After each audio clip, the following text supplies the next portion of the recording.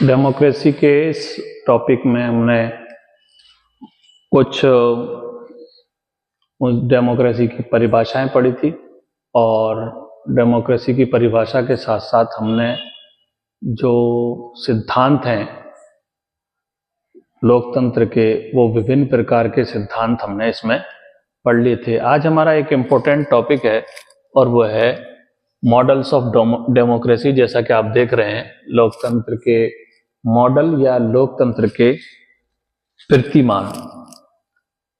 अब ये क्या टॉपिक है हमारा और इसके अंदर क्या क्या है वो देखते हैं। तो बेसिकली चार टॉपिक है हमारे इसमें, या चार कहना चाहिए हमको कि चार मॉडल हैं। एक जो मॉडल है वो हमारे सामने आता है जिसको हम कहते हैं सहभागी।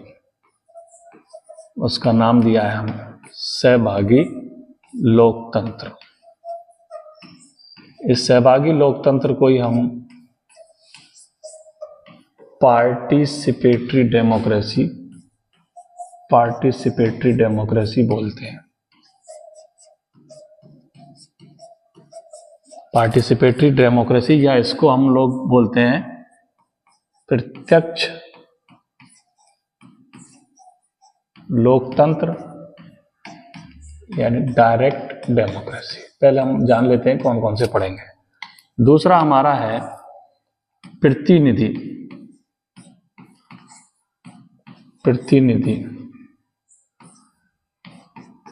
प्रतिनिधि या उसको हम बोलते हैं रिप्रेजेंटेटिव।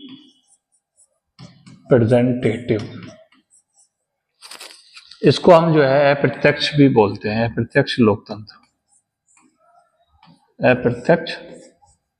लोकतंत्र या इनडायरेक्ट डेमोक्रेसी। तीसरा हमारा है जिसको हम विचरणात्मक बोल सकते हैं, विचार विमर्श,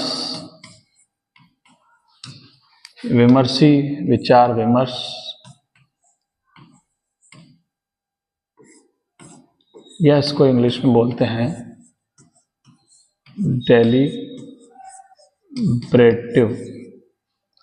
चौथा हमारा है जिसको हम बोलेंगे सहकारी बोल सकते हैं, सहकारी भी बोल सकते हैं, सहकारी। इंग्लिश में इसको बोलते हैं कंसोशिएशनल, या इसको बोलते हैं हम कोऑपरेटिव। और उसके बाद हम पढ़ेंगे जो लास्ट हमारा रहेगा कि वैश्वीकरण के इस दौर में, ग्लोबलाइजेशन का जो पीरियड चल रहा है, उसमें लोकतंत्र का कौन सा मॉडल फ्रूटफुल हो सकता है। ये 5 आप कह सकते हैं इसको। उसमें कौन सा जो मॉडल है वो फ्रूटफुल रहेगा, कौन सा चलने वाला है, इस पर भी हम डिस्कस करेंगे। अब हम एक एक करके इनके बारे में इनका जो है अध्ययन करेंगे। सबसे पहले हम जिस मॉडल के बारे में पढ़ेंगे वो मॉडल हमारे सामने आता है और उसको हम बोलते हैं प्रत्यक्ष लोकतंत्र का मॉडल।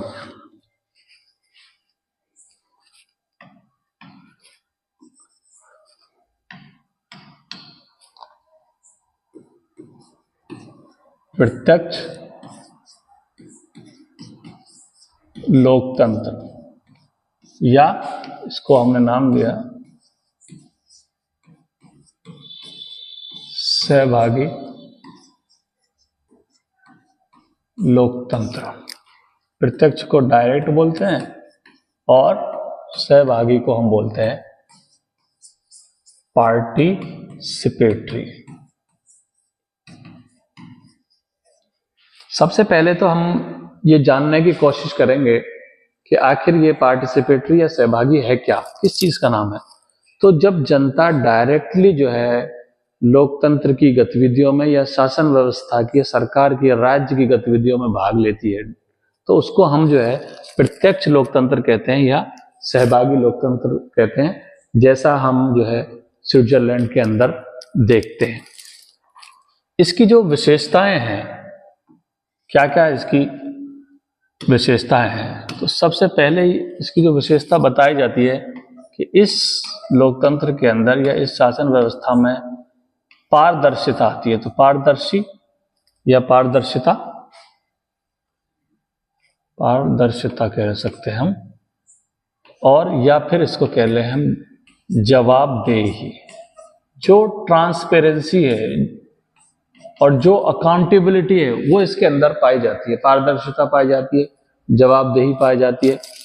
दूसरी बात यह है कि जब जनता जो है जब भाग लेगी, राजनीतिक गतिविधियों में भाग लेगी, शासन व्यवस्था में भाग लेगी, कानून बनाने में, नीति निर्माण में भाग लेगी, तो राजनीतिक शिक्षा का कहीं ना कहीं विकास होगा, उसका विस्तार होगा, लोग शिक्षित होंगे राजनीतिक रूप से। तो राजनीतिक शिक्षा का विस्तार भी हमारे देखने को मिलता है।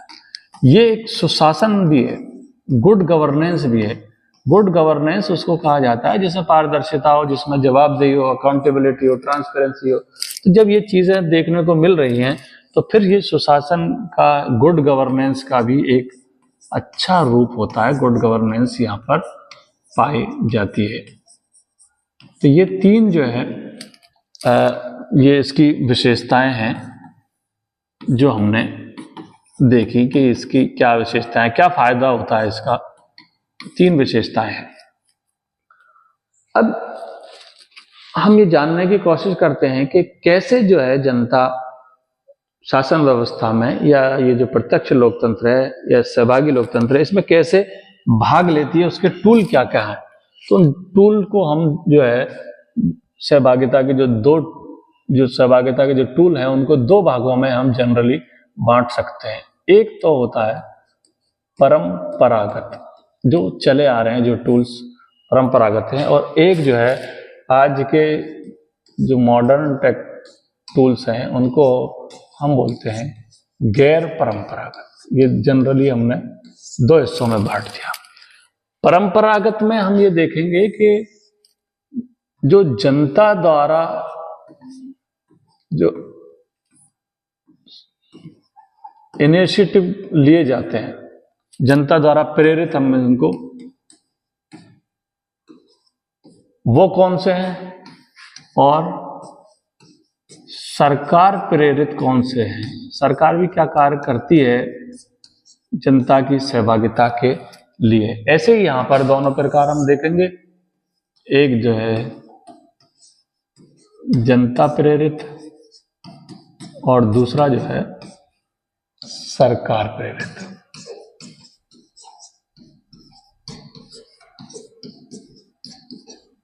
ये हम देखते हैं। जनता द्वारा प्रेरित जो टूल्स हैं, यानी जनता क्या क्या करती है, तो उसमें बहुत सारी चीजें आती हैं। जैसे जब जनता जो है सरकार या उसके जो प्रतिनिधि हैं, सरकार के जो प्रतिनिधियों से संपर्क करती है, तो ये सहभागिता का एक रूप होता है। जनता अपने प्रतिनिधियों से, शासन व्यवस्था से, सरकार से जब कांटेक्ट में रहती है, संबंध रखती है, संपर्क करती है, उसका माध्यम चाहे कुछ भी हो सकता है, उनसे पर्सनल जो है मिलकर, या पत्राचार के माध्यम से, या उनके नाम एक खुला ओपन लेटर लिखकर, जो भी हो।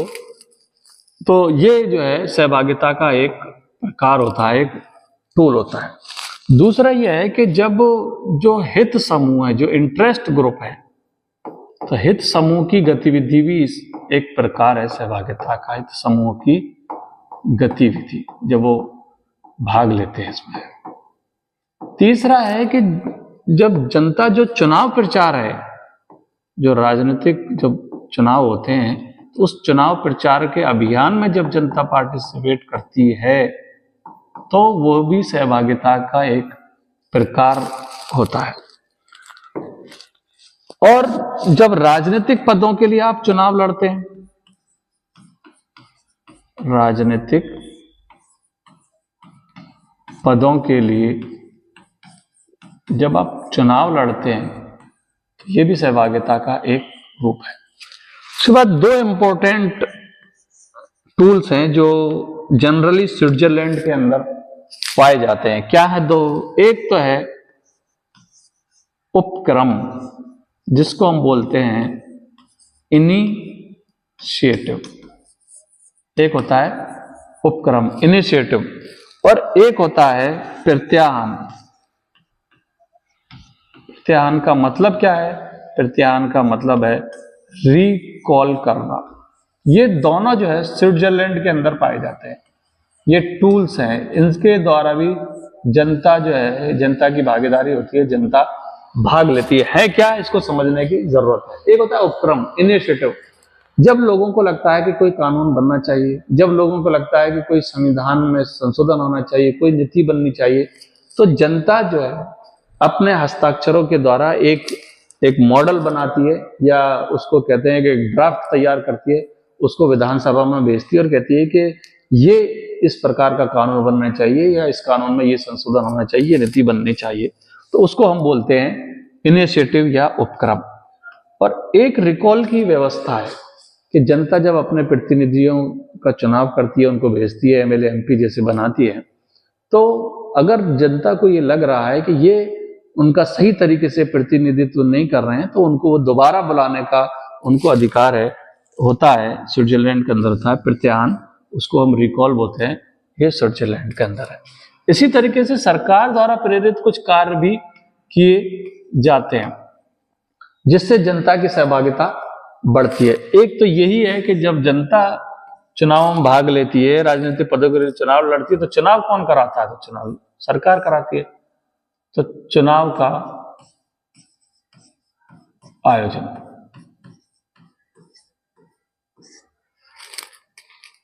दूसरा, तो जनता जब सरकार जब चुनाव कराएगी तो जनता उसमें जो है पार्टिसिपेट करेगी, तो चुनाव का आयोजन कराएगी। फिर जो सरकार है वो जन सुनवाई भी करती है।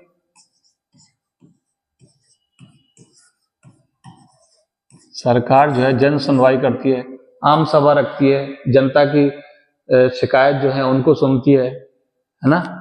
सरकार जो है अपने जो ऑफिसर्स होती है उनको भेजती है, रात्रि चौपाल के लिए भेजती है। तो एक जन सुनवाई होती है। एक होती है एडवाइजरी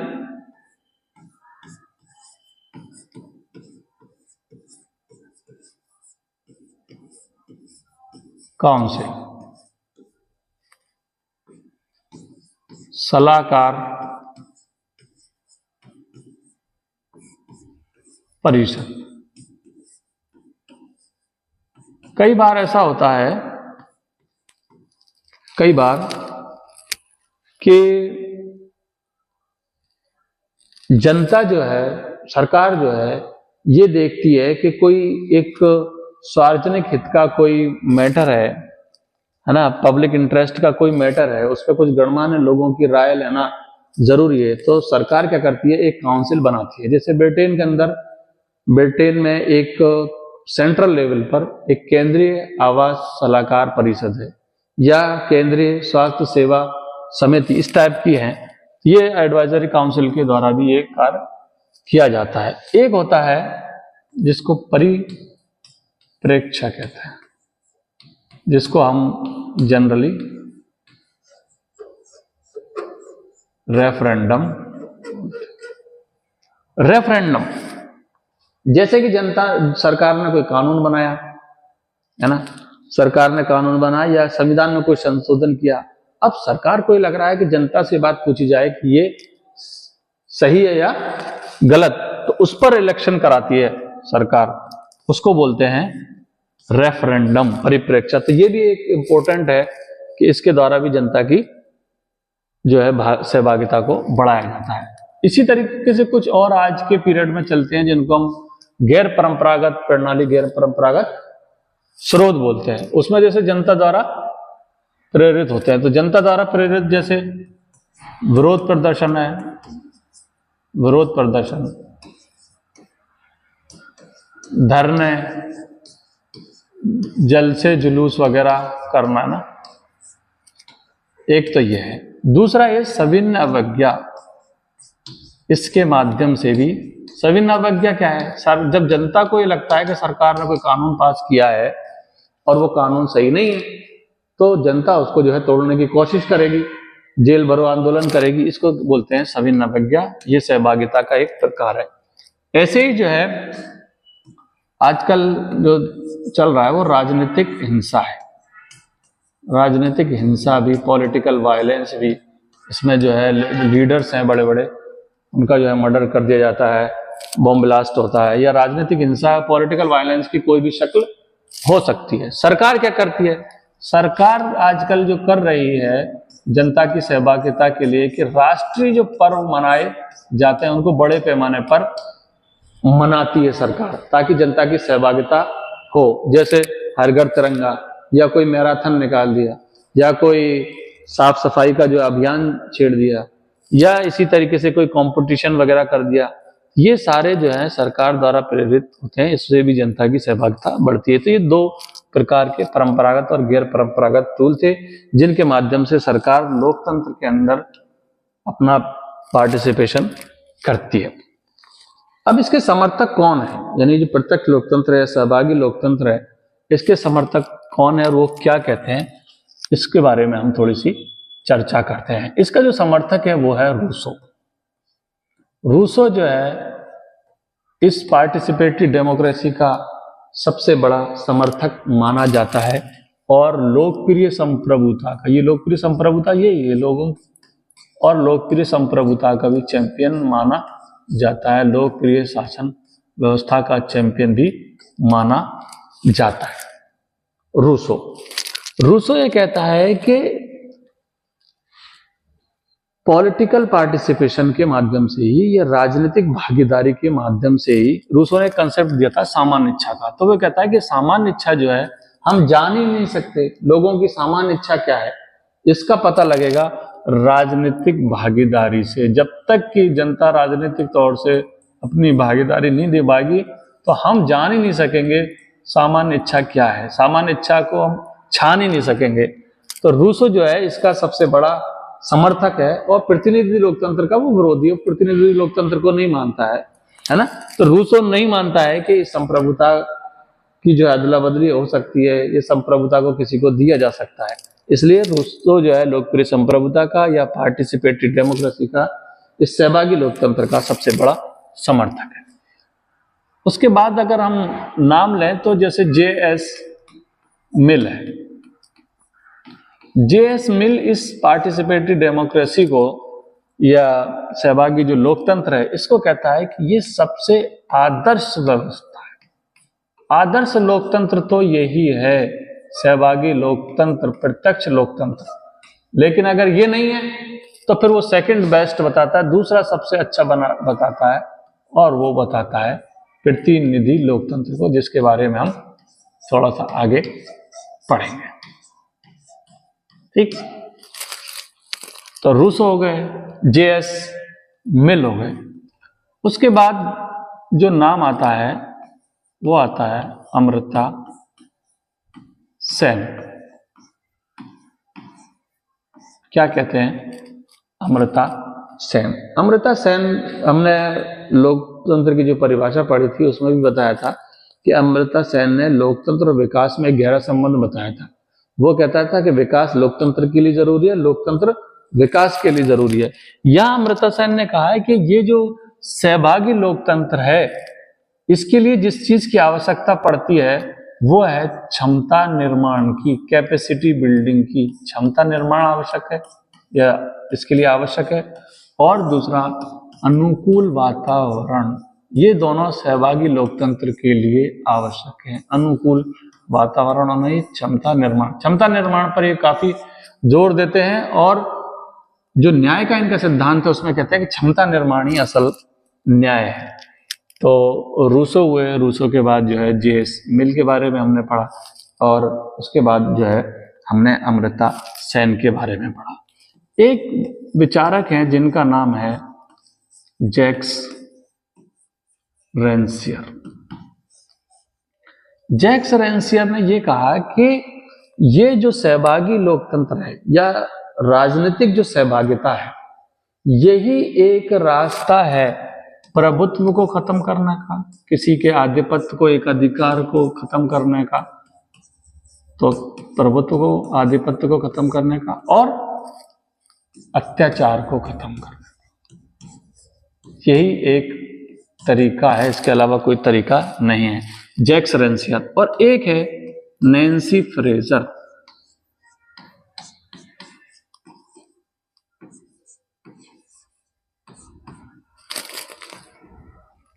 तो जैक्स रेंसियर हो गए और एक हुआ नैन्सी फ्रेजर। नैन्सी फ्रेजर ने एक कंसेप्ट दिया जिसको हम कहते हैं काउंटर पब्लिक। ये कंसेप्ट है। नैन्सी फ्रेजर ये कहते हैं कि समाज के अंदर कुछ वंचित समुदाय होते हैं, समाज के अंदर कुछ marginalise section of the society होते हैं, तो वो marginalise section of the society हैं, उनको अपना एक क्षेत्र बनाना चाहिए। यानी जो जनरली ऐसा होता है कि सरकार जिसको पब्लिक कहती है वो भी पब्लिक नहीं होती है ना, जो वंचित समाज है उसको भी पब्लिक में शामिल नहीं किया जाता है। तो ये नैन्सी फ्रेजर कहते हैं कि भाई जनता जो है, जो marginalise section of the society है, जो वंचित समुदाय है समाज का, उसको भी अपना एक क्षेत्र बनाना चाहिए। Nancy Fraser. एक विचारक हैं जर्गन हैबरमास। ये जो जर्गन हैबरमास हैं, इनको जो है नव मार्क्सवादी कहा जाता है। नव मार्क्सवादी कहा जाता है। एक बात तो ये है। दूसरे, हमने एक सिद्धांत जो डेमोक्रेसी का पढ़ा था, वो सिद्धांत था आमूल परिवर्तनवादी। आमूल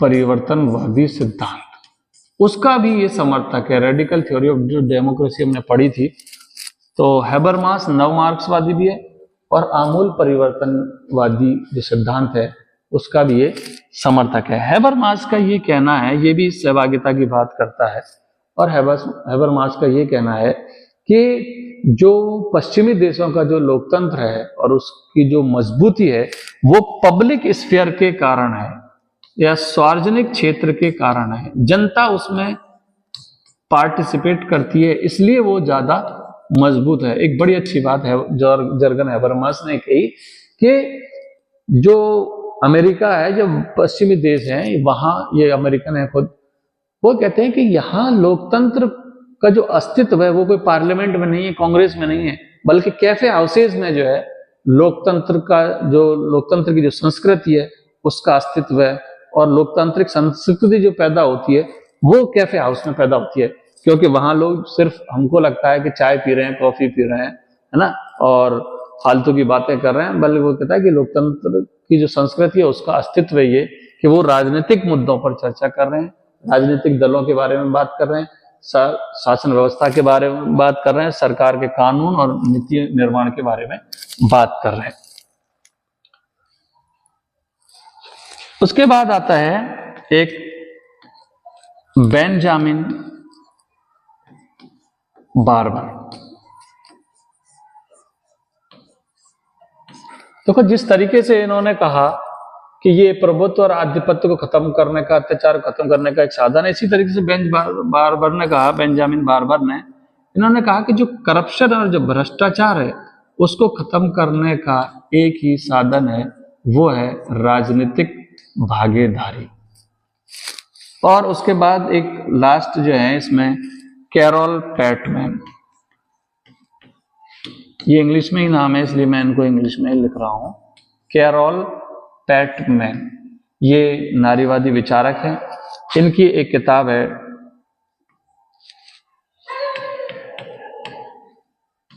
पार्टिसिपेशन एंड डेमोक्रेटिक थ्योरी।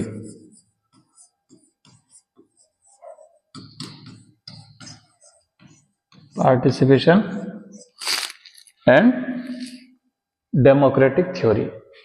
उसमें ये कहते हैं, कैरोल पैटमैन ये कहते हैं democracy, participation and democratic theory में, कि एक इनपुट होता है, एक आउटपुट होता है। इनपुट का मतलब हम सरकार से कुछ मांगे रखते हैं और आउटपुट का मतलब सरकार हमको कुछ देती है, कुछ रिजल्ट, कुछ परिणाम निकलता है। तो इनपुट के बारे में वो कहती है कि इनपुट जो चीज होगी, जो हम सरकार से मांग करेंगे या जो इनपुट होगा शासन व्यवस्था में मांगने, वो होगा ज्यादा से ज्यादा, अधिक से अधिक सहभागिता। क्या होगा वो? अधिक से अधिक सहभागिता। और जब आउटपुट निकलेगा या सरकार जो कार्य करेगी, तो सिर्फ आउटपुट का मतलब कोई नीति नहीं होगी कि कोई पब्लिक पॉलिसी आ गई, कोई लोक नीति बन गई, बल्कि आउटपुट का जो मतलब होगा वो होगा सामाजिक और आर्थिक क्षमताओं का विकास। कैरल पैटमैन की बात दोबारा समझिए। इन्होंने ये कहा, वालेकुम, अरे चलो, इन्होंने ये कहा कि जो जनता जब ज्यादा से ज्यादा जो है पार्टिसिपेट करेगी, ज्यादा से ज्यादा सहभागी होगी, है ना, तो वो इनपुट में आएगा और इसका जो रिजल्ट निकलेगा वो क्या निकलेगा? सामाजिक आर्थिक क्षमताओं का विकास। यानी लोगों की जो है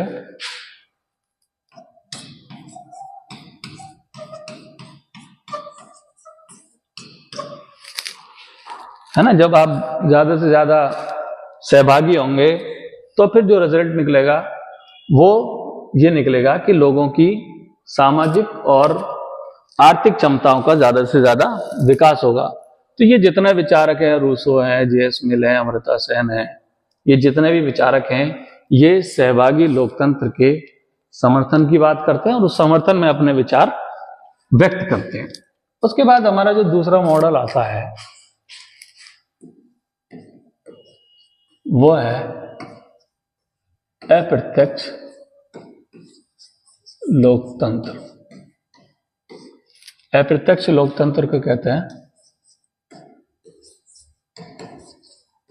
इनडायरेक्ट डेमोक्रेसी, या इसी को बोलते हैं हम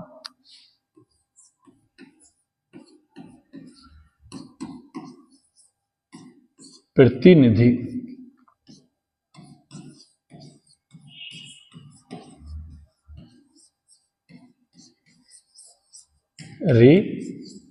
रिप्रेजेंटेटिव। एक तो ये होता है जब हम जनता जो है भाग लेती है, एक्टिवली पार्टिसिपेट करती है, डायरेक्ट भाग लेती है, उसको हम प्रत्यक्ष लोकतंत्र या सहभागी लोकतंत्र बोलते हैं। और जब जनता अपने प्रतिनिधियों के माध्यम से शासन व्यवस्था करती है तो उसको हम जो है प्रतिनिधि लोकतंत्र बोलते हैं। जैसा जेएस मिल ने कहा था ना, जेएस मिल ने कहा था कि वैसे तो सहभागी जो लोकतंत्र है, प्रत्यक्ष लोकतंत्र, वही आदर्श है, लेकिन इसको उन्होंने कहा था ये सेकंड बेस्ट है, दूसरा सबसे अच्छा अगर कोई व्यवस्था है ना, तो वो यही है, दूसरा सबसे अच्छा, है ना, अगर कोई है तो वो यही है। अच्छा, रूसो इसके मैंने बताया था आपको कि रूसो इसका जो है विरोधी है। क्यों विरोधी है? वो तो ये कहता है कि संप्रभुता को हम रिप्रेजेंट नहीं कर सकते, है ना, और संप्रभुता की अदला बदली नहीं कर सकते, और जनता जिनको अपना प्रतिनिधि मानती है वो जनता के डिप्टी नहीं होते हैं, बल्कि वो जो होते हैं वो जनता के जो है एजेंट्स होते हैं। तो रूसो इसका विरोधी है और इसीलिए वो कहता है कि इंग्लैंड में क्योंकि ये प्रतिनिधि लोकतंत्र चलता है, तो इंग्लैंड के बारे में वो कहता था कि जो ब्रिटिश पीपुल हैं they are free only once in 5 years, है ना, एक दिन ही वो स्वतंत्र होते हैं, वो इलेक्शन के दिन होते हैं। तो इसका विरोधी है रूसो। अब ये प्रतिनिधि कैसे चुने जाएंगे? ये प्रतिनिधि चुनाव के माध्यम से चुने जाएंगे, ये तो हम जानते ही हैं, चुनाव होगा। इसके 2 मॉडल बड़े इंपॉर्टेंट है। क्या क्या मॉडल है? एक मॉडल का नाम है डेलीगेट। क्या नाम है एक मॉडल का? डेलीगेट मॉडल, या जिसको हम लोग बोलेंगे प्रतिनिधि। और एक मॉडल का नाम है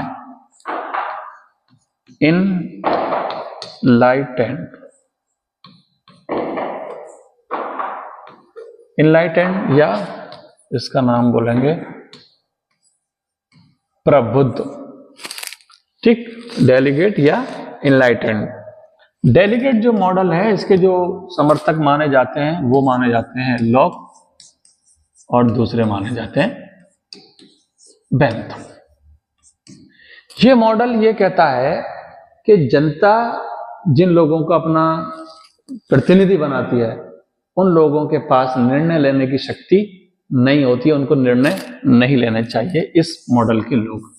लेकिन ये जो मॉडल है प्रबुद्ध मॉडल इस प्रतिनिधि लोकतंत्र का, वो कहते हैं कि जो प्रतिनिधि है वो स्वतंत्र होने चाहिए, उनके पास बुद्धि है, इसलिए वो रिप्रेजेंटेटिव बनाए गए हैं, जनता से अलग है, तो उनको निर्णय लेने का अधिकार होना चाहिए, वो निर्णय ले सकते हैं, उनको पावर मिलनी चाहिए। इसके जो समर्थक हैं वो जेएस मिल भी हैं, और इसके जो समर्थक हैं वो अर्नेस्ट बारकर भी है ना, अर्नेस्ट बारकर। ये जो बारकर हैं, ये बारकर ये कहते हैं, इनका एक कंसेप्ट है, बारकर ये कहते हैं कि जो देश की जो पार्लियामेंट होती है और वहां पर जो प्रतिनिधि आते हैं, तो ये जो देश की पार्लियामेंट है ये असेंबली ऑफ नेशन होती है, ये राष्ट्रों की असेंबली है। इसलिए वहां जो प्रतिनिधि आते हैं उनको जो है लोकल इंटरेस्ट के बजाय अपने क्षेत्रीय जो हित हैं उनके बजाय इनको जिस चीज पर फोकस करना चाहिए वो राष्ट्र पर फोकस करना चाहिए। उनको जो है इसी वजह से वो इसका जो नाम देते हैं बर्केनियन नोशन। ये प्रणाली है कि भाई आप जो प्रतिनिधि हैं, ठीक है क्षेत्र के प्रतिनिधि हैं, लेकिन आप बैठे पार्लियामेंट में हैं, इसलिए आपको बजाय लोकल इंटरेस्ट के, बजाय क्षेत्र की समस्याओं के, क्षेत्र की प्रॉब्लम के, क्षेत्र के हितों के लिए आपको राष्ट्र हित की जो है बात करनी चाहिए। तो ये दूसरा मॉडल था हमारा प्रत्यक्ष लोकतंत्र का। अब तीसरा जो मॉडल आता है उसको हम लोग बोलते हैं, जैसे उसको विचरणात्मक भी बोल सकते हैं या विचार विमर्श, है ना, इसको बोलते हैं हम डेलिब्रेटिव। ठीक, क्या कहता है ये? देखिए, लोकतंत्र के बारे में जनरली दो विचार हैं। एक विचार यह है कि लोकतंत्र जो है एक लोकप्रिय, एक पॉपुलर रूल है, एक लोकप्रिय शासन व्यवस्था है। एक बात तो ये हो गई। दूसरी बात ये होगी कि लोकतंत्र जो है, जो व्यक्तिगत हमारी स्वतंत्रताएं हैं, व्यक्तिगत स्वतंत्रताओं की एक दीवार है जो रक्षा करती है, एक रक्षात्मक दीवार है व्यक्तिगत। एक तो ये लोकप्रिय शासन है, जनता का शासन है। दूसरा यह है कि जो व्यक्ति की जो स्वतंत्रताएं होती है उनके जो रक्षा करने वाली जो दीवार है वो लोकतंत्र होता है। ये जो सिद्धांत है विचरणात्मक या विचार विमर्श वाला डेलिब्रेटिव जो मॉडल है, ये इन दोनों बातों को जोड़ देता है, इन दोनों बातों में एक रिकंसाइल करता है ना, एक निपटारा करता है, और उससे ये सिद्धांत बनता है। जनरली क्या होता है, प्रेजेंट टाइम में हम देखते हैं कि ये गेम ऑफ नंबर्स है, भाई नंबरों का खेल है। लोकतंत्र में जनरली यही समझा जाता है कि ये नंबरों का खेल है। नंबरों के खेल का मतलब ये है कि जिसके पास जितने ज्यादा वोट मिल गए, जितनी ज्यादा उसको सीटें मिल गई, वो ही जो है सरकार में आ जाते हैं, है ना, क्योंकि मेजोरिटेरियन रूल माना जाता है। तो ये नंबरों का खेल है, जिसकी आलोचना करता है कौन? जेएस मिल इसकी आलोचना करता है और इसको बोलता है tyranny of the majority, tyranny of majority बोलता है। टायरनी ऑफ मेजॉरिटी का मतलब क्या है? बहुसंख्यकों का अत्याचार। इन जनरली यही होता है लोकतंत्र में कि ये जो है नंबरों का गेम होता है, जिनके पास ज्यादा नंबर होते हैं उन्हीं की चलती है। लेकिन अब ये बात उठने लगी है कि भाई लोकतंत्र तो विचार विमर्श का नाम है, लोकतंत्र तो डिबेट का नाम है, डिस्कशन का नाम है, वाद विवाद का नाम है। इसमें जो भी कोई पॉलिसी हम बनाएंगे, जो कानून बनाएंगे, वो डिबेट के माध्यम से बनेगी, वो डिस्कशन के माध्यम से बनेगी, और एक तरीके से डायलॉग होगा, एक संवाद होगा। इस आज के जो तत्कालीन इसके जो समर्थक हैं उनमें जैसे नाम आता है माइकल वाल्जर का, है ना, एक नाम आता है सी कोहेन,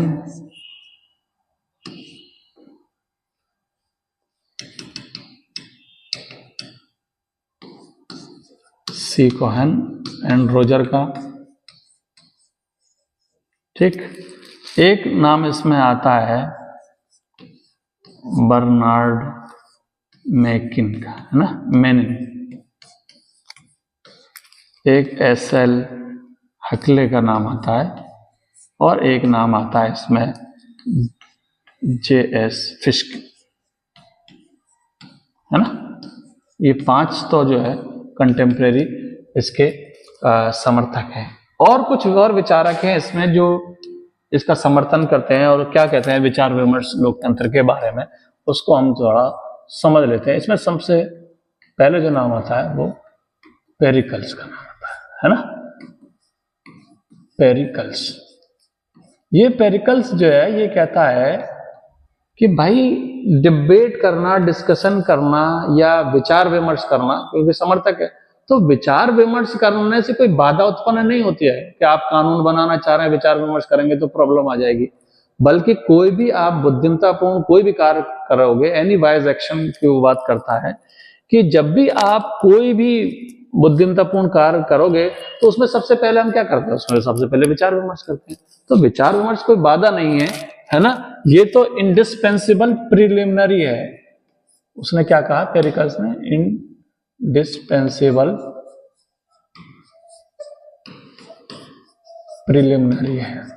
ये पहला तो काम यही होता है ना ऑफ एनी वाइज एक्शन, कि यही होता है, डिबेट डिस्कशन होता है, तो ये कोई बाधा नहीं है। उसके बाद आता है अरस्तु। अरस्तु ने भी इसका जो है समर्थन किया है, और अरस्तु ने ये कहा है कि जो ऑर्डिनरी पीपल होते हैं, जो औसत दर्जे के लोग होते हैं, सामान्य जो लोग होते हैं, वो भी विचार विमर्श करके एक अच्छे नतीजे पर, एक अच्छे निर्णय पर पहुंच सकते हैं, बजाय उन लोगों के जो एक्सपर्ट हैं लेकिन वो अकेले काम करते हैं विचार विमर्श के बजाय। तो उसको अरस्तु भी सपोर्ट करता है। जॉन रॉल्स, जॉन रॉल्स भी इसका जो है समर्थक है, और जॉन रॉल्स कहता है कि हम देखते हैं कि बहुत सारे जो है विभिन्न व्यापक सिद्धांत रखने वाले तार्किक लोग हैं, लेकिन वो भी जब डिस्कशन करते हैं, विचार विमर्श करते हैं, तो वो भी एक ओवरलैपिंग कंसेंसस बना लेते हैं। क्या है ओवरलैपिंग कंसेंसस?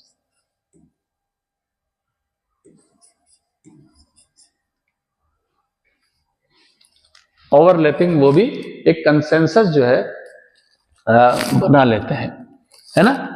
मतलब अतिव्यापी आम सहमति बना लेते हैं, अतिव्यापी आम सहमति।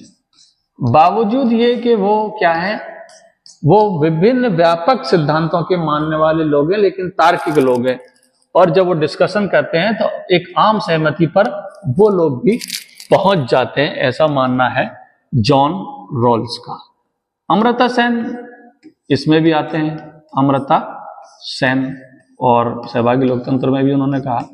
अमर्त्य सेन ये कहते हैं, अमर्त्य सेन ने यहाँ जो कंसेप्ट दिया है वो दिया है पब्लिक रीजनिंग का, सार्वजनिक तर्क का, सार्वजनिक तर्क का। सार्वजनिक तर्क का मतलब ये है कि पब्लिक डिबेट, है ना। वो कहते हैं कि जब जनता में पब्लिक डिबेट होगी, जनता में एक सार्वजनिक रूप से कोई वाद विवाद होगा, तो फिर जो पॉलिसी बनेगी वो एक ठोस नीति का फिर वहां पर निर्माण होगा। ये कौन कह रहे हैं? ये कह रहे हैं अमर्त्य सेन। एक और विचारक है हन्ना अरेंट। हन्ना अरेंट जो ओरिजिन ऑफ टोटलिटेरियनिज्म जिन्होंने किताब लिखी, हन्ना अरेंट वो राजनीतिक भागीदारी की सबसे राजनीतिक भागीदारी किन कामों में राजनीतिक भागीदारी? नागरिकों के मामले में, सिविल मैटर्स में, नागरिक मामलों में राजनीतिक भागीदारी की सबसे बड़ी जो है ये समर्थक मानी जाती है। और इसको वो क्या कहती है, बड़ी इंपॉर्टेंट बात है उसने कही है, इसको वो कहती है मानवीय स्थिति। क्या कहती है? मानवीय स्थिति।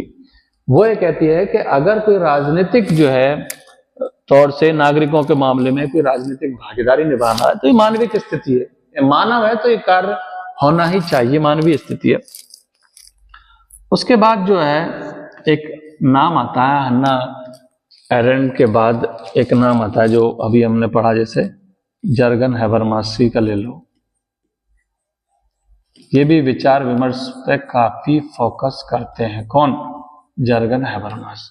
इन्होंने एक कंसेप्ट दिया था, है ना, और वो कंसेप्ट था आदर्श भाषण स्थिति।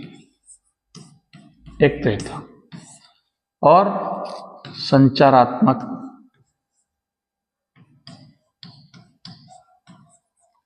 कार्रवाई। क्या है ये विचार विमर्श से ही रिलेटेड है। वो ये कहते हैं आदर्श भाषण स्थिति में कि भाई लोगों के ऊपर किसी भी प्रकार का कोई भी दबाव नहीं होना चाहिए। एक ऐसा माहौल होना चाहिए कि जब वो बोलें तो उनके ऊपर ना तो बोलने का ना चुप रहने का किसी भी प्रकार का कोई दबाव नहीं होना चाहिए।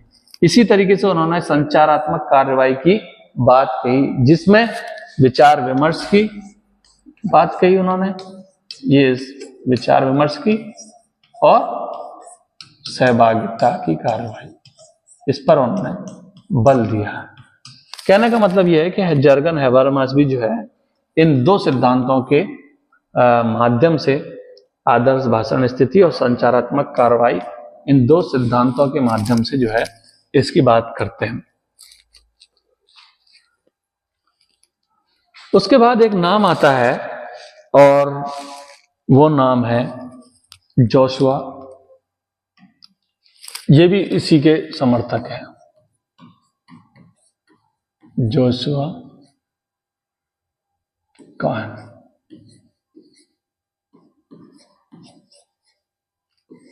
ये 5 तत्व जनरली बताते हैं कि 5 तत्व इसके अंदर होते हैं। एक तो जो वो पॉइंट बताते हैं कि विचार विमर्श जो है ना, तो उसमें होता क्या क्या है ना, जनरली क्या क्या होता है। तो पहली बात तो ये है कि ये एक स्वतंत्र और सतत संगठन उसको बताते हैं।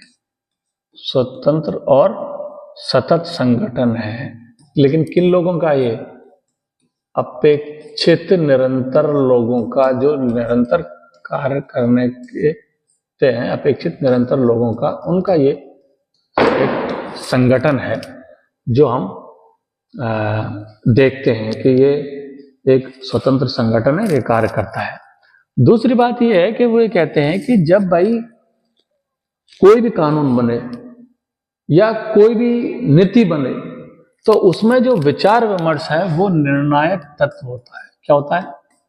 निर्णायक तत्व होता है। क्या होता है? विचार विमर्श, चाहे वो कानून बन रहा हो, चाहे वो नीति बन रही हो, उसमें निर्णायक तत्व होता है।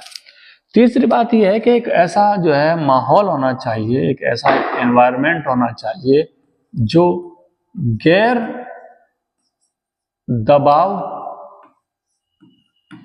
पूर्ण वातावरण, जिसमें जो है जो लोगों की बोलने की योग्यताएं हैं और लोगों की बोलने की योग्यता और उनकी क्षमता, उसको जो है मान्यता मिल सके, है ना, उसको क्या मिल सके? उसको मान्यता मिल सके। चौथा यह है कि जो मूल्यों का बहुलीकरण है, मूल्यों का बहुलीकरण, जो प्लूरलाइजेशन ऑफ वैल्यूज है, उनको मान्यता दी जाए। फिर विचार विमर्श में ये होगा कि हो सकता है कि किसी के कुछ मूल्य हैं, है ना, किसी के कुछ मूल्य हैं, कोई अपनी स्थिति के हिसाब से, हर एक व्यक्ति के अपने, हर एक गुट के क्या है, एक मूल्य होते हैं। तो मूल्यों का बहुलीकरण जहां होता है, विचार विमर्श के द्वारा उनको मान्यता दी जाती है। और पांचवी इंपॉर्टेंट बड़ी चीज है कि ये वैधता का स्रोत है, यही तो इसकी खूबी है, ये वैधता का एक स्रोत है ना, सोर्स ऑफ लेजिटिमेसी। क्या है? Source of legitimacy. ये वैधता का एक सोर्स है कि जब विचार विमर्श के बाद सरकार कोई कानून बनाएगी, कोई नीति बनाएगी, कोई कानून में संशोधन करेगी, तो उसको फिर वैधता मिलेगी, उसको फिर क्या मिलेगी? उसको लेजिटिमेसी मिलेगी। तो ये वैधता का सोर्स है। तो ये जो है इसकी खूबी थी। इससे इसकी जो विशेषता है, इसके जो रिजल्ट निकलते हैं कि अच्छी जो शासन व्यवस्था सामने आती है, या अच्छे कानून सामने आते हैं, अच्छी नीति इसके द्वारा बनती है। तो तीन हमारे हो गए। एक चौथा हमारा जो मॉडल है उसको हम बोलते हैं कंसोसिएशनल,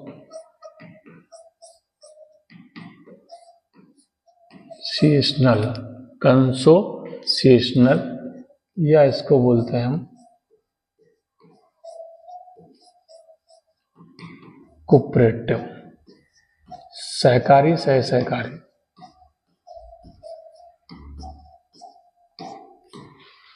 आजकल प्रॉब्लम क्या है? आजकल प्रॉब्लम यह है कि एक देश में ही विभिन्न राष्ट्रों के लोग रहने लगे हैं, विभिन्न जातियों के लोग, विभिन्न धर्मों के लोग, विभिन्न जो है एथनिसिटी के लोग, निर्जातीय लोग रहने लगे हैं। अब कई बार ऐसा होता है कि उनमें कन्फ्लिक्ट हो जाता है, सरकार, सिविल वॉर हो जाती है, सरकार को डरने लगता है, सरकार के अंदर अस्थिरता पैदा हो जाती है।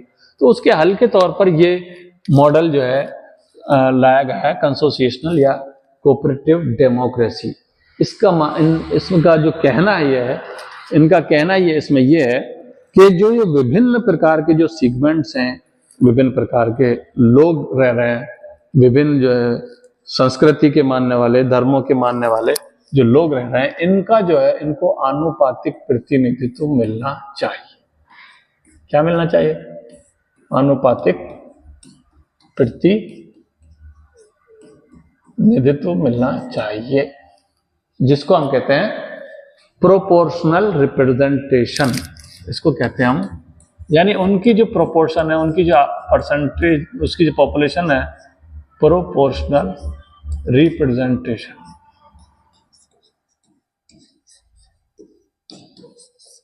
प्रोपोर्शनल रिप्रेजेंटेशन, इस पर चर्चा करेंगे हम। तो ये आनुपातिक प्रतिनिधित्व उनको मिलना चाहिए।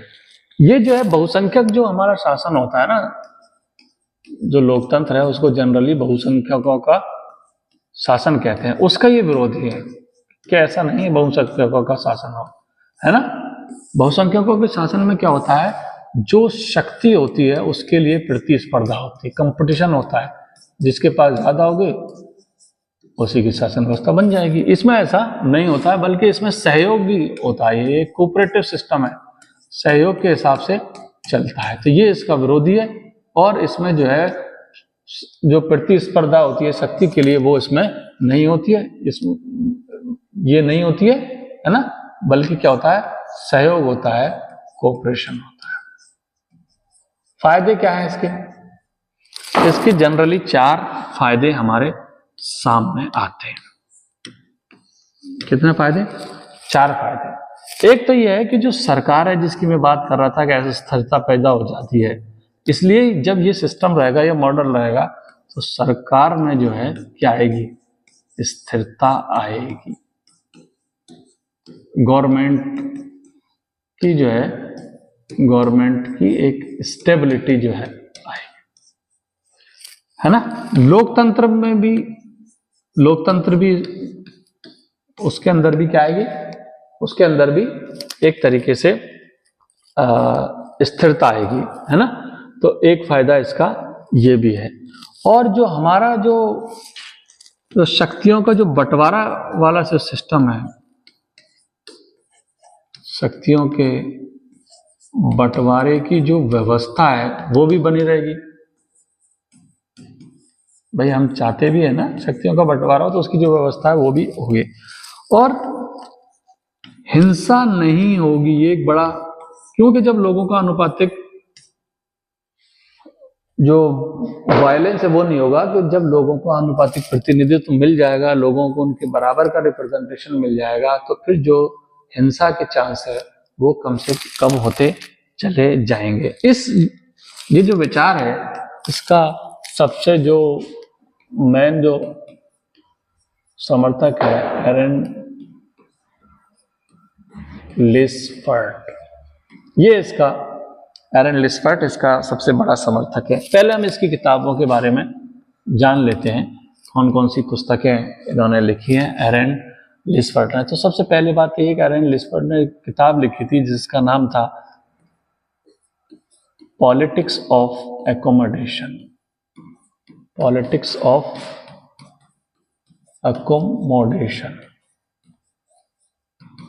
है ना, व्यवस्था की राजनीति, है ना, ये किताब उन्होंने लिखी। उसके बाद इन्होंने किताब लिखी, कौन सी लिखी, डेमोक्रेसी इन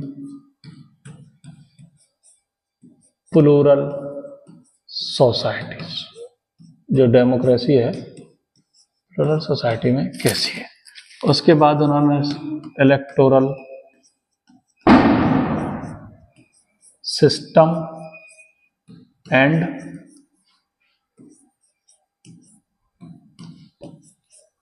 पार्टी सिस्टम, ये भी इनकी किताब है, और ये किताब उन्होंने 1994 में लिखी। इसके बाद एक इनकी किताब है जिसका नाम है पैटर्न ऑफ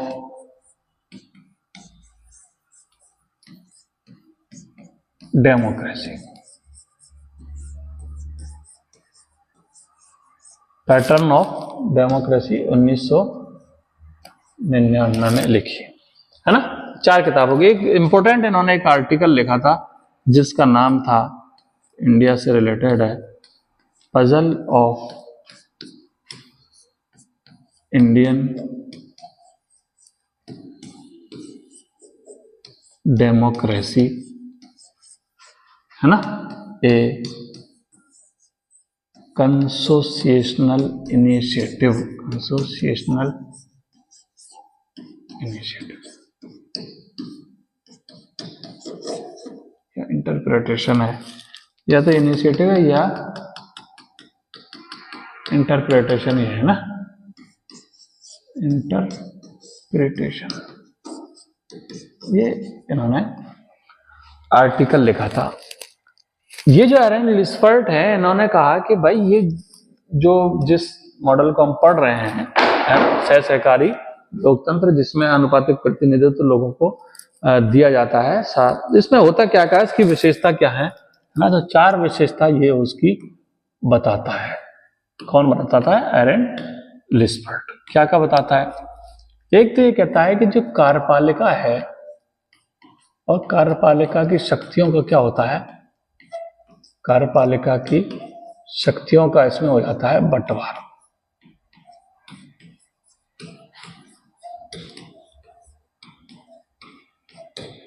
कार्यपालिका की शक्तियों का बंटवारा कैसे होता है? ये कहते हैं कि जब हम आनुपातिक प्रतिनिधित्व देंगे तो आनुपातिक प्रतिनिधित्व हर जगह होगा, तो जब जो कार्यपालिका होगी उसमें भी जो है इनका आनुपातिक प्रतिनिधित्व होगा, उनकी भी शक्तियां बटेंगी। तो जब हम सबको प्रतिनिधित्व देंगे तो सरकार कैसी बनेगी? सरकार जो बनेगी महागठबंधन की बनेगी। तो एक बात तो उन्होंने महागठबंधन, एरन लिस्पर्ट ने एक बात तो ये कही कि इसकी एक विशेषता तो ये होगी। दूसरा ये है कि इसमें जो है खंडीय स्वायत्ता होगी, बड़े पैमाने पर, हाई लेवल पर, हाई डिग्री पर खंडीय स्वायत्ता होगी। खंडीय स्वायत्ता क्या होती है? खंडीय स्वायत्ता का मतलब यह है कि जो जैसा ग्रुप है जो जैसा खंड है, जैसे माइनॉरिटीज है, तो माइनॉरिटीज को जो है उनको एक स्वायत्ता जो है प्रदान की जाएगी कि उनके जो मैटर्स हैं उसमें वो बिल्कुल आजाद होंगे। लेकिन अगर कोई कॉमन इंटरेस्ट का, सार्वजनिक हित का मसला है, सबका मसला है, तो फिर उनका प्रतिनिधित्व जो है हम जानेंगे। तो दूसरी बात इसमें जो इम्पोर्टेंट होगी वो होगी खंडीय स्वायत्ता। तो पहली बात उन्होंने कही कि कार्यपालिका की शक्तियों का जो है बंटवारा होगा, सरकार का जो है महागठबंधन होगा, और इसमें जो पार्टिसिपेशन होगा वो होगा आनुपातिक प्रतिनिधित्व होगा। ये समझ लो आप, आनुपातिक प्रतिनिधित्व,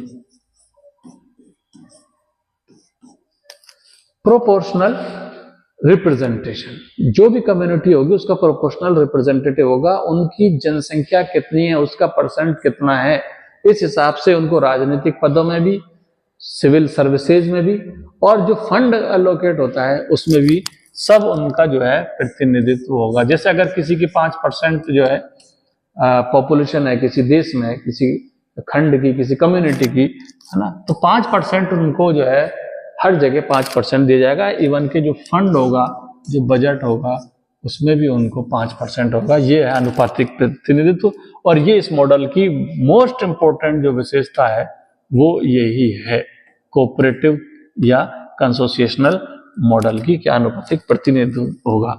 इसी तरीके से इसमें हर एक को परस्पर जो है वीटो का अधिकार दिया जाएगा, हर एक को परस्पर जो है वीटो का अधिकार। परस्पर वीटो का अधिकार क्या होगा कि अगर किसी माइनॉरिटी को ये लग रहा है कि कोई कानून और कोई नीति उनके अधिकारों के विरुद्ध है, उनके विरुद्ध है, खुद के, है ना, उनके खिलाफ है, तो फिर उनको वीटो करने का हक होगा, वीटो करने का उनको अधिकार होगा कि वो उस कानून को, उस नीति को क्या कर सकते हैं, उसको वो वीटो कर सकते हैं। ये एरेंड लिस्फर्ड ने 4 विशेषताएं इसके बारे में बताई हैं। अच्छा, किन किन देशों में होता है? तो 3-4 देश तो ऐसे हैं जिनमें प्योर और शुद्ध रूप में माना जाता है, जैसे ऑस्ट्रिया है ना, ऑस्ट्रिया है, थोड़ा हिंदी में लिख लेते हैं ना,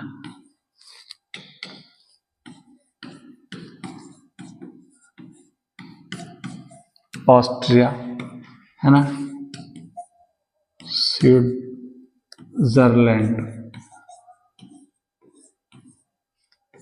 स्विट्जरलैंड और ये हो गया नीदरलैंड,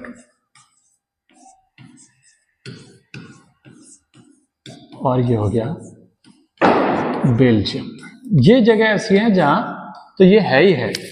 उसके बाद जैसे लेबनान है, तो ऐसा नहीं कि लेबनान में, वो कहता है कि कुछ ऐसी जगह है जहां किसी जमाने में रहा, जैसे लेबनान में रहा, है ना, जैसे साइप्रस में रहा, साइप्रस में तो 1960 से लेकर 1963 में रहा, जैसे ये मलेशिया में रहा, है ना, तो मलेशिया में कब रहा, मलेशिया में रहा 1955 से 69 तक रहा, है ना, जैसे ये सूरीनाम रहा,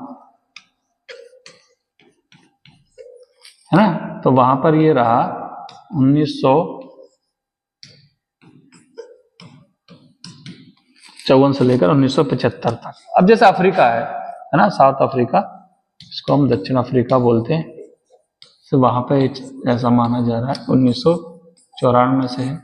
और बोस्निया या हर्जेगोविना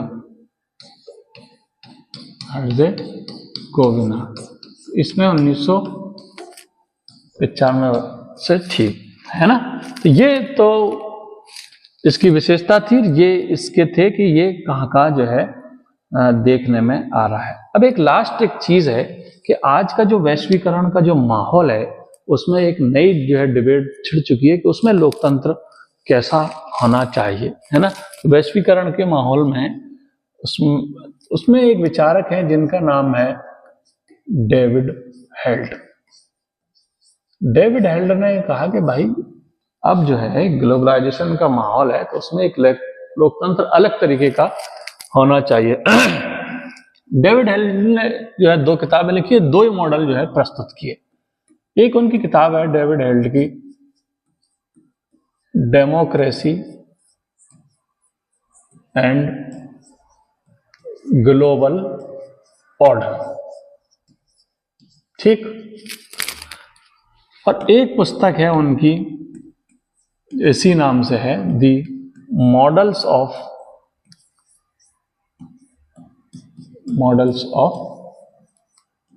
डेमोक्रेसी। ये जो डेमोक्रेसी एंड ग्लोबल ऑर्डर थी, उसमें इन्होंने एक जिस मॉडल का नाम दिया वो था कॉस्मोपॉलिटन मॉडल। डेमोक्रेसी का कौन सा मॉडल? कॉस्मोपॉलिटन। कॉस्मोपॉलिटन का मतलब होता है बहुसंस्कृति मॉडल। या जो देश है वहां पर बहुसंस्कृतियां पाई जा रही हैं, तो एक मॉडल का नाम उन्होंने बहुसंस्कृति मॉडल दिया। एक मॉडल का नाम जो मॉडल्स ऑफ डेमोक्रेसी था, उसने नाम दिया ट्रांसनेशनल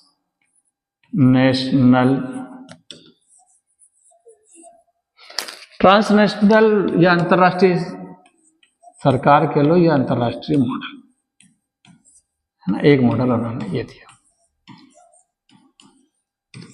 उनका मानना यह है कि आज के वैश्वीकरण का जो दौर है, इसमें जो संप्रभु देश है, कहीं ना कहीं उनकी भी संप्रभुता पर जो है आंच आने लगी है, संप्रभुता का ह्रास जो है होने लगा है। इसलिए हमको कुछ कार्य करना चाहिए। एक कार्य तो वो कहता है कि लॉन्ग टर्म है ना, यानी एक टारगेट जो बड़ा टारगेट होता है, एक बड़ा लक्ष्य होता है जिसको हम लॉन्ग टर्म बोलते हैं। एक होता है शॉर्ट टर्म। तो लॉन्ग टर्म में तो वो बात करता है कि भाई कोई एक ऐसी अंतरराष्ट्रीय जो है कांग्रेस होनी चाहिए, अंतरराष्ट्रीय पार्लियामेंट होनी चाहिए, अंतरराष्ट्रीय सरकार होनी चाहिए। अब क्लियर सी बात है कि ये तो अभी पॉसिबल नहीं है। अभी पॉसिबल नहीं है तो हम अब क्या करें? तो डेविड हेल्ड ने कहा कि अब हमारे जो करने का काम है वो 3-4 है। एक तो ये कि यूएन की जो सिक्योरिटी काउंसिल है, हम उसमें कुछ जो है प्रावधान लेकर आए, कुछ संशोधन हम करें, है ना, कुछ लोगों को और उसमें शामिल करें। इसी तरीके से जो मीडिया है उसकी स्वतंत्रता, उसको जो है ज्यादा स्वतंत्रता दी जाए, न्यायपालिका को मजबूत किया जाए और न्यायपालिका को स्वतंत्र किया जाए। ये कुछ शॉर्ट टर्म काम थे जो डेविड हेल्ड ने बताए थे। और इन्होंने 2 मॉडल, कॉस्मोपॉलिटन मॉडल और अंतर्राष्ट्रीय सरकार का या ट्रांसनेशनल डेमोक्रेसी का मॉडल इन्होंने प्रस्तुत किया, है ना, अंतर्राष्ट्रीय लोकतंत्र का मॉडल। ये इस तरीके से 4-5 मॉडल थे जो लोकतंत्र के हमने पढ़े। इस क्लास में सिर्फ इतना ही। Thank you very much.